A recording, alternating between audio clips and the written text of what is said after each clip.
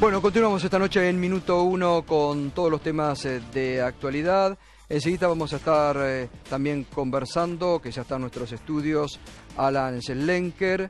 Él, ustedes saben, en su momento fue condenado en una guerra de barra bravas. Esta semana está afrontando otro juicio. Y en una semana donde se reactualizó todo el tema de la violencia en el fútbol, donde el gobierno de Scioli ha suspendido una cancha. Bueno, vamos a hablar enseguida con él en profundidad sobre todo, que él lo vivió desde adentro, ¿no? Ahora el tema económico ocupó mucho del discurso de la presidenta del domingo pasado al inaugurar las sesiones ordinarias del Parlamento Nacional. Está Roberto Feletti, diputado nacional del Frente para la Victoria, ex viceministro de Economía, y está Federico Sturzenegger, diputado nacional también, y uno de los economistas del equipo económico de Mauricio Macri. Federico, ¿qué ha dejado en materia económica los anuncios, lo que ha dicho la presidenta el domingo pasado? Bueno, lo primero que te diría es que para mí fue un alivio el discurso de la presidenta, porque la verdad que todos entrábamos con bastante temor que nos sorprendiera con algún nuevo ataque a la República, a las instituciones, ¿no? Entonces eso me parece que no ocurrió, me parece que eso es positivo. Después, sacando eso, creo que fue un discurso que no tuvo una visión integradora, se remitió a leer lo que los ministros le habían dado como informe de gestión.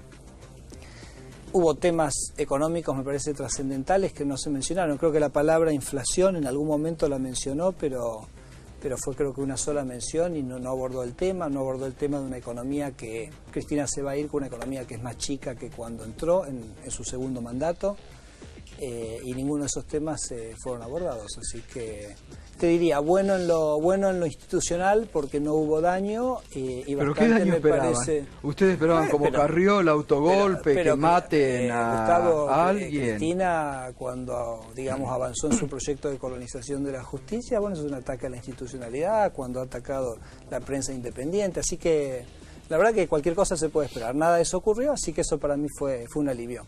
Roberto Feletti. Sí, primero vamos a cumplir 12 años en mayo gobernando estrictamente con el mandato popular y con pleno funcionamiento del Congreso, con pleno respeto a mayorías y minorías, y toda la normativa que ha sacado el gobierno ha sido en el marco de la Constitución, y es más, la mayoría de las decisiones de políticas públicas fueron por ley, o sea, tratadas en el Congreso. No puede haber nada más institucional que una ley, digo, para el funcionamiento de una república.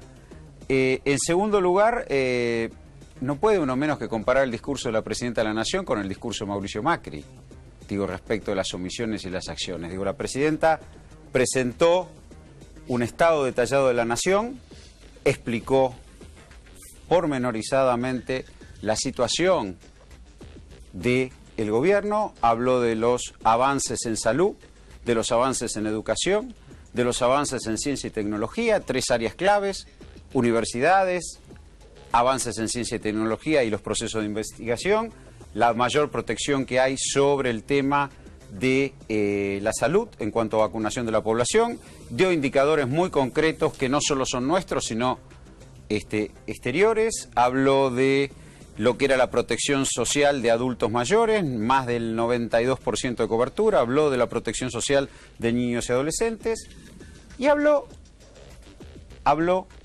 de el horizonte a futuro. ¿Qué tipo de país dejamos? Dejamos un país desendeudado y cuya economía es el doble, un país cuya economía es el tamaño del doble del que era antes del 2003. Si pensamos lo que dijo Mauricio Macri, nada dijo de que lleva 5 años de déficit fiscal en la ciudad, nada dijo de los tarifazos en el subte, por ejemplo, que llevó la tarifa de 2,50 pesos a 4,50, nada dijo de los aumentos de la tarifa de taxi, nada dijo de los aumentos de las tarifas del peaje, nada dijo que la deuda que recibió era 13%, la deuda de la ciudad, de sus ingresos, y hoy es el 26%. La duplicó en términos de la relación con los ingresos totales. Digo, un montón de cosas, habló menos y habló 30 minutos. La presidenta, insisto, dio un estado pormenorizado de la nación, quien llegue se va a encontrar con un país desendeudado, menos vencimientos y una economía que es el doble. Bueno, justamente uno de los puntos en el cuestionamiento estuvo en esto del desendeudamiento, que ustedes han puesto en duda. Espera, una cosita, Sí. un pie de página que total, la sintonía total entre Roberto y la presidenta. O sea, la inflación no existe. O sea, el taxi sube porque no hay inflación. El subte sube porque en Argentina no hay inflación. Bueno, esa es la visión del gobierno, que no hay inflación, entonces tenemos un problema. Y el tema de, dice, habló de los logros en educación. Nos explicó que en Argentina solo el 50% de los chicos termina el secundario. No habló de ese tema. Y el tema del desendeudamiento y la ciudad, a ver, en el año, acá tengo los datos, Roberto, en el año 2007, que fue el año previo a que nosotros nos hiciéramos cargo, deuda total sobre ingresos totales era el 24% y hoy es el 23%. La deuda de la ciudad relativo al producto de la ciudad es 2%. Deuda PBI de la ciudad 2%. La nación tiene 50%. 24, 23. Acá tenemos los números, Roberto. La deuda total en relación a los ingresos totales hoy es el 26% y la recibieron el 13%, pero podemos discutir largamente. 24 pero, en el digo, 2007. Independientemente, la inflación, el subte de 2,50 pesos a 4,50 te da casi 127% de aumento. Digo, ¿tuvimos todo eso de inflación para ustedes?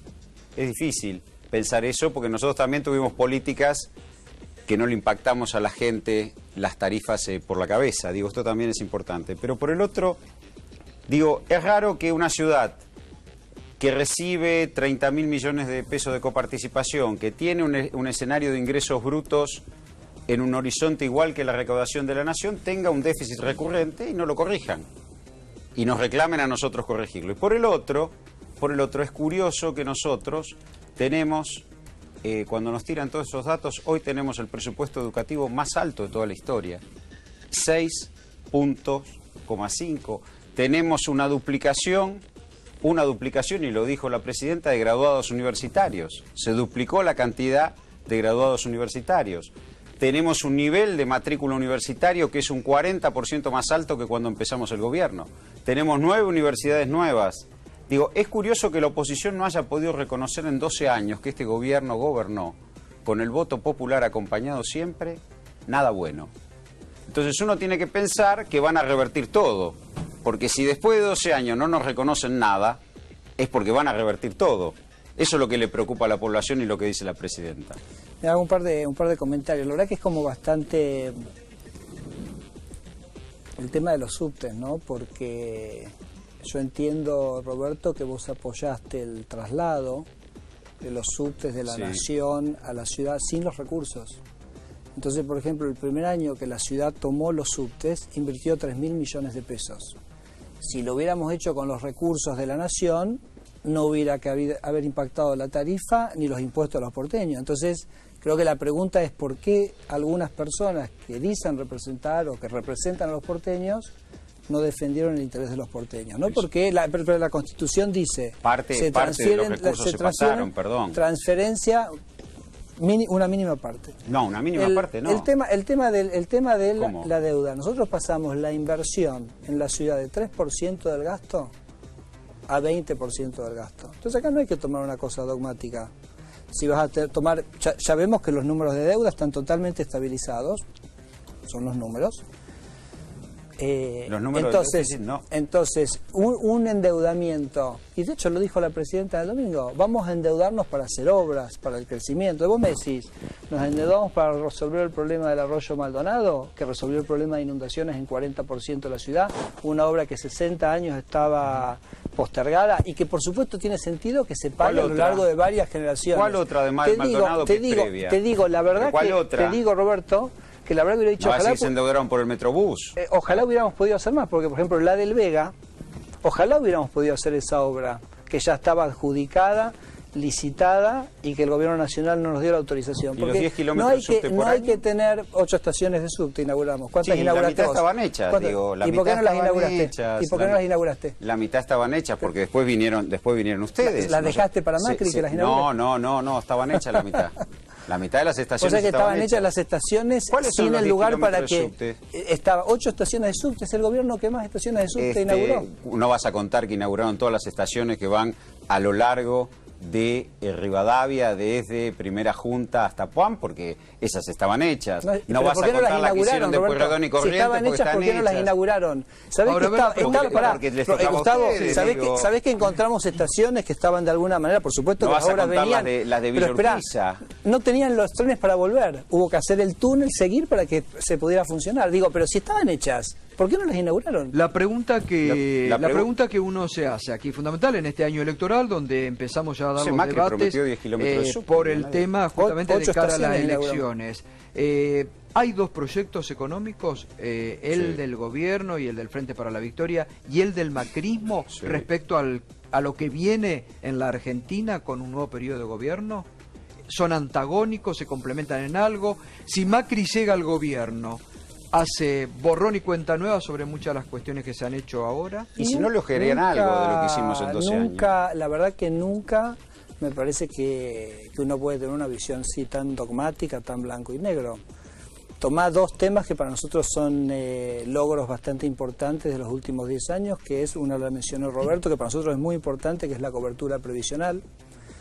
Esa idea que hay mucha gente que por distintos motivos, que no tuvo formalizada, que no pudo hacer aportes, pero paga IVA y paga otros impuestos que financian el sistema previsional y que tienen que tener. Entonces la idea de la cobertura previsional nosotros la hemos tomado como una bandera propia. Por supuesto, ni hablar el tema de la asignación universal por hijo. Me parece que hay que poner más recursos. Yo tengo un proyecto en la Cámara para poner más recursos en la asignación universal por hijo. Así que hay cosas que me parece que lo que está bien, y lo que está mal, ¿no? Entonces, la inflación está mal. La inflación es un impuesto, es lo que tiene la economía totalmente planchada hace 4 años. Hay que resolver esos temas y hay que gestionar bien, hay que resolver los problemas de la educación, hay que traer más honestidad a la gestión del sector público. Así que me parece que hay cambios muy trascendentales, pero que no es una cosa de blanco o negro, todo bien o todo mal, me parece. Por ejemplo, el otro día me preguntaban cuando salimos del Congreso... Pero nadie de la oposición elogió a la presidenta. Espera, un comentario. Me dice, ¿qué va a hacer con el proyecto de los trenes? Y digo, lo que voy a hacer con el proyecto de estatización de los trenes es ver el proyecto. Porque si me exigís una respuesta antes de ver el proyecto, ¿qué me estás pidiendo? Que me planteen una cosa en una posición ideológica, no tiene ningún sentido y nosotros lo hacemos. Lo que no está en el aire, Fede, es digamos la diferencia que hay clara entre una propuesta como la del macrismo de bajar las retenciones de manera gradual a todos los cultivos, reducirla e incluso en el caso de la soja, también gradualmente. 5 puntos. Y después inyectarle más recursos, sostener la movilidad jubilatoria y, por ejemplo, solventar lo que Macri dijo que va a hacer en su arranque súbito de peronismo estatizante, de mantener aerolíneas, mantener YPF en la órbita estatal. ¿Cómo van a hacer? ¿De dónde van a sacar la guita? Bueno, esas cosas hay que gestionarlas bien. Vos tenés la experiencia que nosotros hicimos, simplemente como un ejemplo, y la que me tocó a mí puntualmente en el Banco Ciudad. Pero fíjate qué curiosidades se dan, ¿no? Porque, por ejemplo, en trigo, fíjate, te lo doy como un ejemplo y también aplica básicamente a economías regionales. ¿Cuánto recauda hoy el gobierno por las retenciones de trigo? 0. ¿Cuánto recauda por las retenciones al petróleo, por decir algo, donde el kirchnerismo es como que un enamorado de darle subsidios a las empresas petroleras? Nada. O sea, es tan alto el impuesto que se ha puesto en estos sectores, vos me preguntás específicamente las retenciones, que por ejemplo en trigo vos bajás la retención y vas a tener más recaudación. A ver, Feletti. Yo lo que creo primero, cuando hablamos de inflación, es tener muy claro qué es lo que se quiere hacer. Porque es cierto, el gobierno ha afrontado escasez de divisas del 2012 para acá, pero lo ha hecho con políticas fiscales y monetarias, sosteniendo el consumo. Lo que el gobierno ha creado es un mercado interno potente, fuerte, que es capaz de enfrentar los vaivenes de la economía internacional, que es capaz de hacerlo. No se le cayó el empleo, seguimos teniendo paritarias, seguimos pagando los salarios del sector público puntualmente. Entonces, cuando yo escucho hablar de estas cosas, yo me preocupo, porque ¿cuál es el desempleo con el cual el PRO quiere desenvolverse?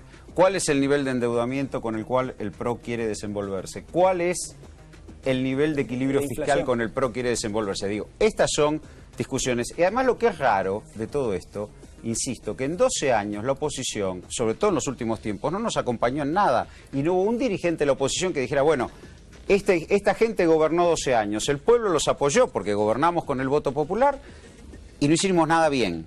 Es complejo porque ahí es donde vos te das cuenta que hay una vocación de dar vuelta, que hay una vocación de retroceder. Cuando cuestionan tanto la educación, nadie reconoce los niveles presupuestarios que alcanzó la educación, que existen 9 universidades nuevas, que se aumentó un 40% la matrícula universitaria. Nadie habla de eso. Pero si en resultados es peor, el resultado no es peor. ¿Quién dice que el resultado es peor? Las pruebas PISA, por ejemplo, No, las pruebas la cantidad de graduados de secundaria. Digo, si hay más plata y encima no va peor, estamos mal. Nos está yendo bastante mejor. Preguntale en el conurbano cuando la existencia de una universidad en el Gran Buenos Aires es la diferencia en que entre un chico vaya a una carrera universitaria y no vaya. No, yo lo que veo es que el que pega un manguito, el que pega un laburo más o menos decente, se pasa al parroquial. Aunque sea el parroquial, fíjate vos, qué deterioro, porque yo quisiera que la educación no la manejen los credos. Alejandro, no, con la yo tampoco, pero el problema que vos tenés ahí Aires. no es el problema del paso a la educación privada porque hay una mala calidad de educación pública. Hay un problema de homogeneidad social y de discusión de la homogeneidad social. No es eso. Digo, nadie ha invertido tanto en educación como este gobierno. Nadie ha invertido. Claro, pero entonces empecemos a reconocernos alguna cosa, porque si no... A mí me parece que nosotros tenemos que porque ¿sabés qué pasa? Detrás de eso viene el ajuste del presupuesto educativo. Detrás de eso, detrás de eso viene el argumento de que, bueno, ¿para qué queremos una universidad en el Gran Buenos Aires? ¿Para qué queremos tanta escuela si total podemos subsidiar la escuela privada? Todos estos argumentos lo hemos vivido. Digo, me parece, Roberto, está perfecto, pero tenemos que discutir los resultados, ¿no? Entonces, cuando uno mira de todos los distritos de Argentina, el único donde la gente está dejando la educación pública para volver a la privada, porque hoy tenés escuelas que son español, chino, los chicos tienen computadoras, los sueldos han mejorado muchísimo, no hay paros, la infraestructura edilicia de las escuelas mejoró, me parece que hay que ir a resultados. Ahora, pero volviendo al tema inicial, a mí me preocupa escucharlo, Roberto, porque él dice, ¿qué inflación quiere el PRO? Y el PRO no quiere inflación en Argentina. ¿Qué nivel de inversión quiere? Quiere un nivel de inversión más alto. ¿Qué crecimiento económico? ¿Qué salarios? Quiere salarios más altos. Y justamente la inflación... El Partido Obrero también. Por supuesto, pero ¿cómo alguien va a estar en desacuerdo con eso? Entonces ahora digo, la inflación justamente es lo que han tenido el consumo y la producción planchado durante los últimos 4 años. Cristina se va con un nivel de producto más bajo que el que recibió en la segunda presidencia. Entonces, y eso es el efecto de la inflación. La inflación es lo que hace que la gente no pueda consumir. Es curioso, y eso es lo que hay que cambiar. En la convertibilidad había menos inflación que Japón. ¿No? Digo, teníamos menos inflación que Japón. Teníamos un desempleo del doble de lo que tenemos hoy. Teníamos en la convertibilidad el consumo de carne mucho menor que el que tenemos hoy, la presidenta lo dijo, más de 110 kilos de carne per cápita. Teníamos un consumo de trigo en el mercado interno y tenemos casi 8 millones de toneladas de trigo, mucho menor del que tenemos hoy. Teníamos 13 millones y medio de litros de leche que consumimos hoy, teníamos mucho menos en la convertibilidad. Es decir, teníamos menos inflación que Japón. Totalmente consistente, pero veamos la política de ingresos. Porque acá lo que nadie dice es que nosotros tuvimos una política de ingresos potentes, con paritarias, con aumento de salario mínimo, con cobertura previsional mayor, con 2 aumentos jubilatorios por año. Porque guarda cuando vienen con un plan antiinflacionario, dice que el problema es la inflación, porque viene el ajuste. No, está el Viene el ajuste. 30 segundos finales que tengo que cerrar. El kirchnerismo tiene, digamos, como una cosa como medio así como rara. Porque tiene como 3 etapas. Tenés la presidencia de Néstor, tenés la primera de Cristina y la segunda de Cristina. La primera de Néstor, donde hubo muchísimo crecimiento del salario real, del consumo, sin inflación. Y cuando llegaste a la última, que es la de Cristina, que tenés alta inflación, tenés que todo va para abajo. Entonces, es totalmente... Ahora, lo que pasa es que al kirchnerismo le gusta meter todo como si fuera una sola cosa. Entonces, siempre comparan con el año base 2003. Pero hay que entender que hay una cosa que fueron los primeros 4 años y hay una cosa que fueron los últimos 4 años. Los primeros 4 años fueron sin inflación, con crecimiento, y los últimos 4 años fueron con muchísima inflación y todo planchado. Los primeros 4 años de Kirchner fueron un momento de economía sobreajustada en lo externo y en lo fiscal. No pagábamos deuda y lo que empezamos a hacer luego es liberar el consumo, liberar los salarios y también asumimos los compromisos externos. Así que es lógico eso. Bueno, gracias Federico, gracias Roberto Folletti. Vamos a hacer de estos debates mucho porque realmente de cara al año electoral y a lo que se viene son fundamentales para que la sociedad tenga en claro todo. Así que gracias como siempre por...